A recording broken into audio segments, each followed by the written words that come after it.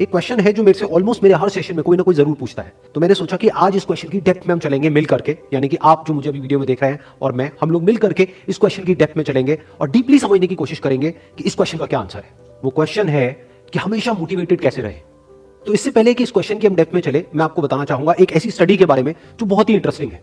वो हुई थी कोलंबिया यूनिवर्सिटी में 1998 में। एक प्रोफेसर ने स्टडी को किया जिसमें कि बहुत सारे बच्चे थे जो कि सारे 5th स्टैंडर्ड के थे और उनको पजल्स थी बहुत तरह तरह की सॉल्व करने के लिए। उसमें से कुछ पजल्स बहुत ही मुश्किल थी, कुछ बहुत ही आसान थी। उसके बाद में जब उन बच्चों ने उन पजल्स को सॉल्व किया तो उसके बाद में सभी बच्चों को एक ही बात कही गई कि आपने बहुत अच्छा किया। बस यहां पर एक छोटा सा फर्क था। आधे बच्चों को उन्होंने कहा कि आपने इतना एक्स्ट्राऑर्डिनरी इसलिए परफॉर्म किया क्योंकि आप बहुत ही ज्यादा इंटेलिजेंट हो, और बाकी के जो आधे बच्चे थे उनको कहा गया कि आपने जो इतना एक्स्ट्राऑर्डिनरी परफॉर्म किया उसकी वजह थी आपका हार्ड वर्क।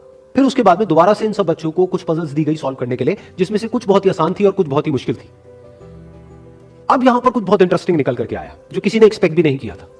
वो बच्चे जिनको कहा गया था कि आप बहुत इंटेलिजेंट हो, बहुत स्मार्ट हो, उनको जब वो पजल्स मिली तो उन्होंने क्या किया, जो मुश्किल पजल्स थी उसको छोड़ दिया, आसान पजल्स के ऊपर काम करना शुरू किया, और उसमें भी कुछ देर बाद ही वो बच्चे बोर हो गए। दूसरी तरफ से वो बच्चे जिनको कहा गया था कि आपने इतना एक्स्ट्राऑर्डिनरी परफॉर्म इसलिए किया क्योंकि आपने हार्डवर्क किया, उन्होंने सिर्फ आसान पजल्स को अटेम्प्ट नहीं किया बल्कि मुश्किल से मुश्किल पजल्स को भी अटेम्प्ट किया और सॉल्व किया। फिर उसके बाद में जब ये पूरी स्टडी कंप्लीट हुई तो उन बच्चों से पूछा गया कि किसको ज्यादा मजा आया इसको करने में। तो वो बच्चे जिनको कहा गया था कि आप बहुत इंटेलिजेंट हो, उनको मजा नहीं आया, यानी कि वो मोटिवेटेड नहीं थे। और वो बच्चे जिनको कहा गया था कि जो भी आपने किया वो अपने हार्डवर्क की वजह से किया, उन्होंने ना सिर्फ अच्छा परफॉर्म किया बल्कि वो एंड तक मोटिवेटेड भी थे और उनको मजा भी आया। अब ये स्टडी जिसके बारे में मैंने अभी आप लोगों को बताया, ये इतनी इंटरेस्टिंग इसलिए है क्योंकि ये जिस तरीके से हम सोचते हैं हमारे थॉट पैटर्न को चैलेंज करती है। हम क्या सोचते हैं कि अगर हम पेरेंट्स हैं या हम टीचर्स हैं और अपने बच्चों को हम बोलेंगे कि आप बहुत इंटेलिजेंट हो, आप बहुत स्मार्ट हो, तो वो अच्छा परफॉर्म करेंगे। लेकिन स्टडी में एग्जैक्ट उसका ऑपोजिट निकल करके आया है। तो स्टडी में जो फैक्ट्स रिवील हुए उसको समझने के लिए हमको एक कॉन्सेप्ट को समझना पड़ेगा, जिस कॉन्सेप्ट को कहा जाता है लोकस ऑफ कंट्रोल। हुआ क्या कि जिन बच्चों को कहा गया कि आप बहुत ही स्मार्ट हो, बहुत ही इंटेलिजेंट हो, उनका जो लोकस ऑफ कंट्रोल था वो उनके अंदर नहीं था, उनके बाहर था। लोकस का मतलब है सेंटर ऑफ कंट्रोल, मतलब कि अगर वो स्मार्ट है, अगर वो इंटेलिजेंट है, तो इसमें उनका खुद का कोई रोल नहीं है, वो उनके कंट्रोल से बाहर है। दूसरी तरफ से जिन बच्चों को कहा गया कि जो भी आपने अचीव किया वो अपने हार्डवर्क की वजह से अचीव किया, उनका जो लोकस ऑफ कंट्रोल था वो उनके अंदर था, यानी कि हार्डवर्क पूरी तरह से उनके खुद के हाथ में था कि अब उनके ऊपर है कि वो कितना हार्डवर्क करते हैं।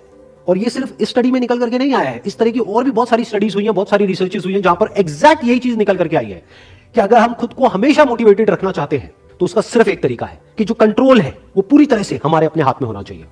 तो अब समझने की कोशिश करते हैं कि ऐसा क्या होता है कि जो कंट्रोल है वो हमारे हाथ से चला जाता है, और ऐसा क्या होता है जब कंट्रोल हमारे हाथ में आ जाता है। जब भी हम एक्सटर्नल फैक्टर्स की बात करते हैं कि मैं ये नहीं कर पा रहा इस वजह से, उस वजह से, उस वजह से, जो कि मेरे कंट्रोल से बाहर है, तो हमारे हाथ से कंट्रोल चला जाता है।